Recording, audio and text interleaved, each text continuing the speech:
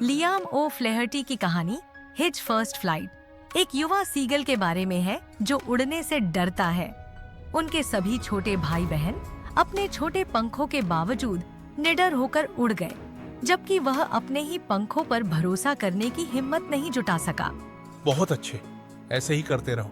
देखो कितना आसान है, तुम भी कर सकते हो। उसके माता पिता उसे कोशिश भी नहीं करने के लिए डांटते और ताना देते थे। वे उसे कायर भी कहते हैं।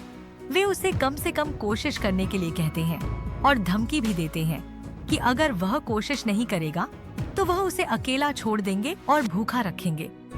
लेकिन इसके बावजूद भी वह डर के मारे वह उड़ने की हिम्मत नहीं कर पाया और उसके माता पिता उससे नाराज हो गए और बोले, ठीक है, फिर यहीं रहो और भूखे मरो।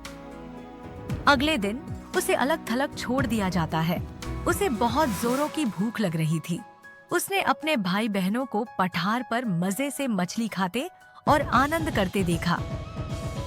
वह धीरे से रोया और अपने परिवार का ध्यान खींचने के लिए अपने पैरों को थपथपाया, लेकिन किसी ने उस पर ध्यान नहीं दिया। केवल उसकी माँ उसे देख रही थी।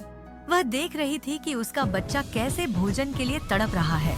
युवा सीगल इस उम्मीद में भूख से रोता है कि उसकी माँ मदद करेगी, और वह उनका ध्यान खींचने का नकली एक आवाज निकाला, गा गा गा। अपनी माँ को मछली लेकर उसके पास आते देख वह खुश हो जाता है, लेकिन यह देखते हुए कि उसकी माँ बीच में ही रुक गई और माँ को हवा में रुका देख वह भूख से पागल हो जाता है और मछली को खाने के लिए हवा में गोता लगाता है और एक पल के लिए भूल जाता है कि उसे उड़ने से डर लगता है और जोर से चिल्लाता है, आ गा। अंत में उसने अपनी पहली उड़ान भरी। वह उड़ रहा था। पहले तो उसे थोड़ा डर लगा, लेकिन फिर उसके पंख हवा में फैल गए।